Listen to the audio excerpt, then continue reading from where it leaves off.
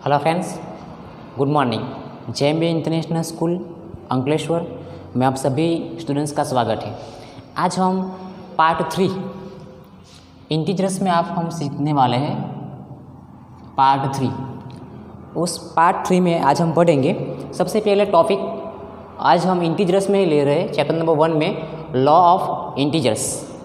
Law of integers ये इतना most important topic है जिसमें हम आज सीखने वाले हैं कि जो वैल्यू है, जो लॉ है इंटीजर्स के, जो लॉ है कम्युनिकेटिव लॉज है, और दूसरा फर्स्ट है क्लोजर्स लॉ है, डिविजन्स, आइडेंटिटीज, इन्वर्स, ऐसे सभी जो लॉ है उस लॉ के बारे में हम पढ़ने वाले हैं। तो आज हम 2 टॉपिक में पढ़ेंगे। सबसे पहले हम पढ़ेंगे इफ़ A, B और C आर इंटीजर्स है। If A, B, C are integers, तो सबसे पहले इन A, B और C को इंटीजर्स समझ के हमें क्या करना है। सबसे पहले जो प्रॉपर्टीज़ है, प्रॉपर्टीज़ में सबसे पहले लॉ ऑफ इंटीजर्स में सबसे पहला जो लॉ है वो है क्लोजर लॉ। क्लोजर लॉ कौन सा लॉ है? क्लोजर। तो सबसे पहले हम क्लोजर लॉ में, मैंने सबसे पहले आज थोड़ा सा डिफरेंटली वर्क किया हुआ है। ये जो डिफरेंटली वर्क ये है कि क्लोजर जो लॉ है उस लॉ में एडिशन, मल्टीप्लिकेशंस, सब्सट्रैक्शंस और डिवीज़न, इन 4 का एक टेबल क्रिएट किया हुआ है।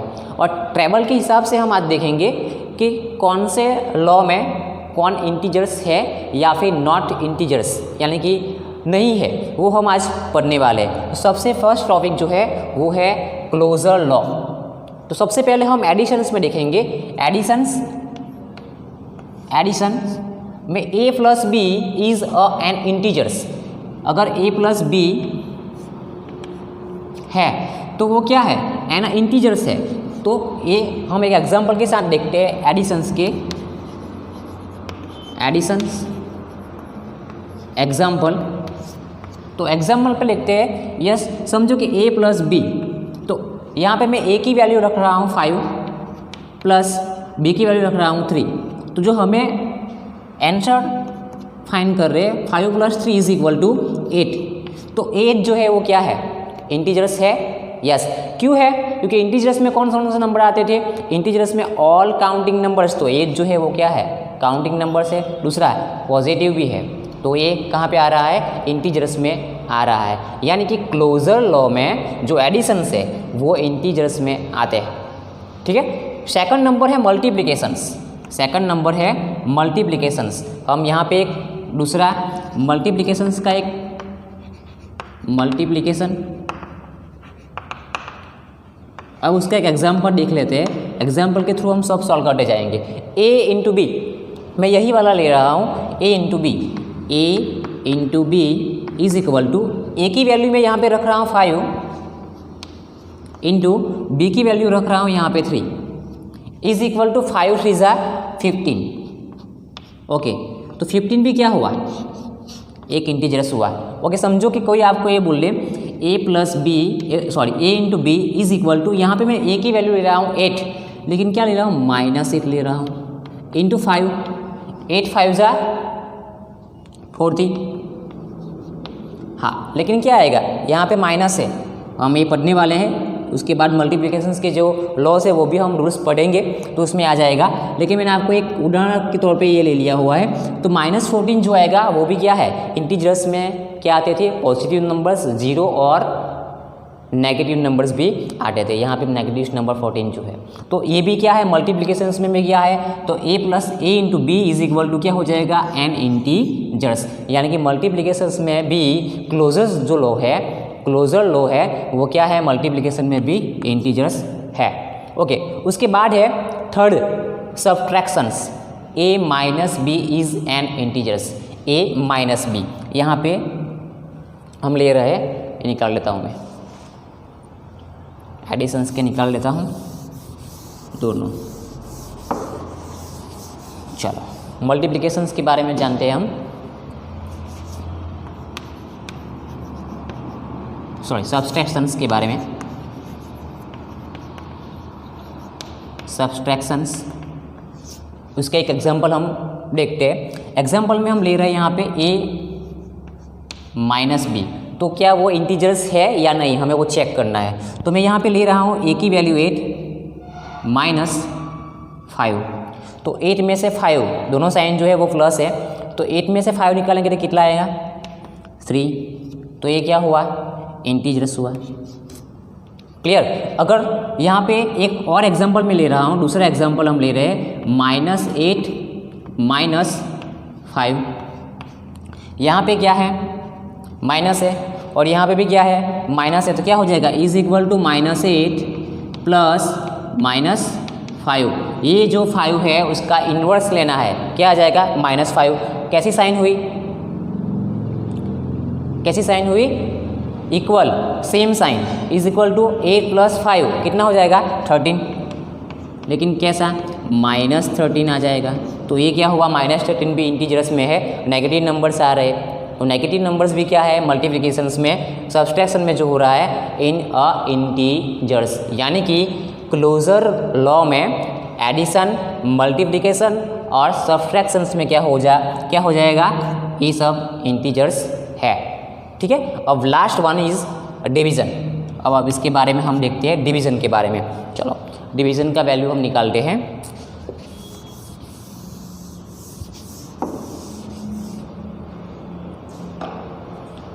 डिवीज़न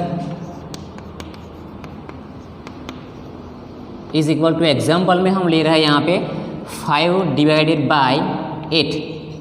अब उसकी हम वैल्यू निकाले जाएंगे तो क्या लिखेंगे हम यहाँ पे, यही होगा 5/8। ओके, तो हमने इंटीजर्स में पढ़ा था, कौन 3 नंबर्स की बात किया था, नंबर्स में एडिशन, मल्टीप्लिकेशन, सब्सट्रैक्शन और डिवीज़न में क्या आते थे, प्लस आ रहा था, माइनस नंबर यानी कि नेगेटिव आ रहा था और ज़ीरो।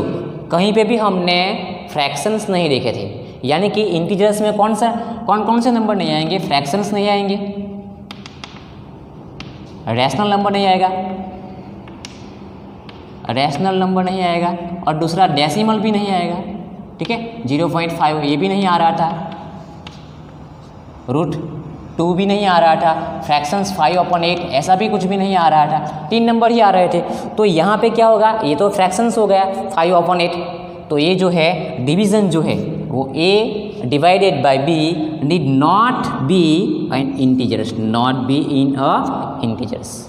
ठीक है, तो फर्स्ट जो लॉ है क्लोजर लॉ में हमने 4 टाइप के एडिशंस, मल्टीप्लिकेशंस, सब्सट्रैक्शंस और डिवीज़न में हमने देखा। तो 3 में आ रहा है, 3 में क्या है इंटीजर्स है, लेकिन 4 डिवाइडेशन में क्या है, डिविजन्स में क्या है, वो नॉट नीड एन इंटीजर्स, यानी कि वहाँ पे वो इंटीजर्स नहीं है, वो इंटीजर्स नहीं बनता है, क्योंकि उसके जो प्रॉपर्टीज हमने पढ़ी थी उसके बारे में यहाँ पे फ्रैक्शंस, रेशनल नंबर और डेसिमल जो है वो नहीं आ रहे थे। ठीक है, तो ये फर्स्ट लॉ हुआ क्लोजर लॉ। ओके, ये आपको ऐसे ही आपकी नोटबुक में ड्रॉ करके लिखने हैं। ओके, हम now let's to be a communicative law. Communicative law जो है वो लॉ के बारे में हम आज पढ़ने वाले हैं। उसमें एडिशन जो फर्स्ट है वो एडिशंस के बारे में हम पढ़ेंगे सबसे पहले। तो एडिशंस की जो वैल्यू है हम यहाँ पे मैं लिख रहा हूँ, एडिशंस में लॉ में सब a plus b is equal to b plus a। क्या है, a plus b is equal to b plus a, वो क्या बनेगा कम्युनिकेटिव।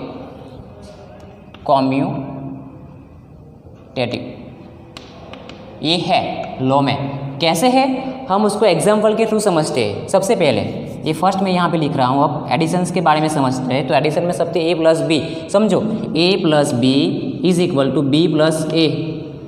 तो यहाँ पे a की वैल्यू मैं 5 ले रहा हूँ प्लस b की वैल्यू यहाँ पे 3 ले रहा हूँ, इज इक्वल टू b की वैल्यू 3 प्लस 5, a की वैल्यू जो है वही ले रहा हूँ। तो 5 प्लस 3 इज इक्वल टू 8 और यहाँ पे भी 5 plus 3 plus 5 is equal to 8, यानी कि वैल्यू कैसे आ रही है, also same, like also same, यानी कि 8 यहाँ पे भी आ रहा है, यहाँ पे भी आ रहा है। चाहे नंबर लेफ्ट हैंड साइड से राइट हैंड साइड में लेके जाओ या फिर राइट हैंड साइड से लेफ्ट हैंड साइड पे लेके जा रहे हो, तो भी ये जो हमारा जो आंसर होना चाहिए वो क्या आ रहा है, 8 आ रहा है। यानी कि एडिशंस में क्या है, कम्युनिकेटिव्स जो लॉ है उसमें ये क्या है, कम्युनिकेटिव्स है। फर्स्ट में समझ में आ गया। अब मल्टीप्लिकेशंस के बारे में समझते हैं। ओके, सेकंड जो है मल्टीप्लिकेशंस के बारे में a into B is equal to B into A. Okay, यहाँ पे भी होगा, हम एक बार चेक कर लेते हैं। यही वाला हम एग्जांपल ले रहे हैं सेकंड टॉपिक में। समझो 5 into A into B is equal to B into A, यानी कि ए की वैल्यू 5, बी की value 3 into 3 is equal to 3 into 5। देखो 5 3 ज़ा 15 इज इक्वल टू 3 5 ज़ा 15। यहाँ पे भी इंटीजर्स आ रहे हैं दोनों same, also like same numbers आ रहे हैं, तो यहाँ पे भी क्या होगा, कॉम्यूटेटिव। यहाँ पे लॉ जो है वो उसको फॉलो कर रहा है, इंटीजर्स में फॉलो कर रहे हैं। ओके, उसके बाद है सब्सट्रैक्शंस। यहाँ पे a minus B is equal to a minus B is equal to B minus A. Okay, यहाँ पे हम सॉल्व करेंगे, उसके बाद यहाँ पे does not is equal to आ रहा है या फिर इज इक्वल टू आ रहा है वो हम चेक करेंगे। ठीक है, चलो थर्ड पे जा रहे हैं। सब्सट्रैक्शंस के बारे में हम पढ़ रहे हैं, तो उसमें सबसे पहले हम निकालते हैं। चलो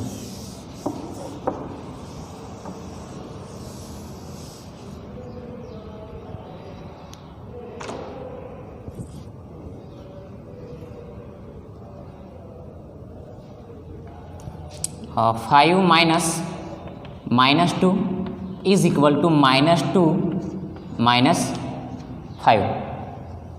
चलो यहाँ पे हम देखते हैं, सबसे पहले सॉल्व करते हैं 5। यहाँ पे माइनस की साइन है, माइनस माइनस क्या हो जाएगा, प्लस हो जाएगा, +2 तो ये हो जाएगा 7।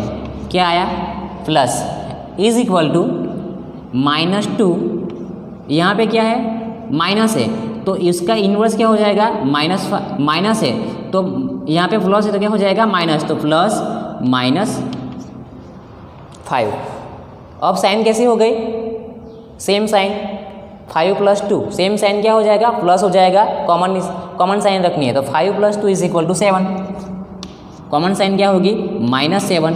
तो यहाँ पे क्या है, ये जो है वो +7 है और ये क्या है, माइनस साइन, यानी कि डिफरेंस वैल्यू आ रही है। तो यहाँ पे क्या होगा, a minus B is equal to जो है वो यहाँ पे लिखें is equal, does not is equal to b minus A, यानी कि यहाँ पे कम्युनिकेटिव जो लॉ है उसमें क्या आएगा, नॉट नीड या फिर नीड नॉट कम्युनिकेटिव